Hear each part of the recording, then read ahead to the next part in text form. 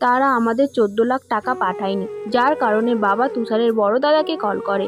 তার দাদা ফোন ধরতেই বাবা বলল, যেহেতু বিয়েটা ভেঙে গেছে তাহলে টাকাটা পাঠিয়ে দিন। তুষারের বড় দাদা জানান তারা পুরো টাকাটা দিতে পারবে না, তারা খরচ করেছে। তারা 8 লাখ টাকা দেবে, বাকি 6 লাখ টাকা তারা আস্তে আস্তে সব শোধ করবে।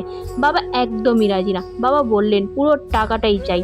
তখন তারা মিষ্টি গলায় কথা বলতে শুরু করলো। তখন বাবা বলল, পুরো টাকাটা ফেরত না দিলে আপনাদের বিরুদ্ধে আমি মামলা করব। এক পর্যায়ে ভয় পেয়ে যায় তারা। এরপর সন্ধেবেলা তুষারের দাদা এসে পুরো টাকাটা ফেরত দেয়।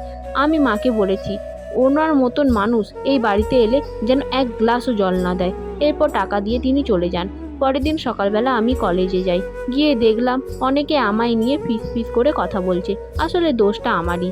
এই বিয়ের ঢোল পিটিয়েছিলাম আমি সবার মাঝে, তাই তো আমায় এখন সবকিছু মুখ বুজে সহ্য করতে হবে। এমন করে দিন কাটতে লাগলো। একদিন বিকেলবেলা মা আমার কাছে এসে বলল, তাড়াতাড়ি তৈরি হয়ে নে, তোকে দেখতে আসবে। আমি তখন মাকে সাফ জানিয়ে দিলাম বিয়ের প্রতি আমার মন উঠে গেছে।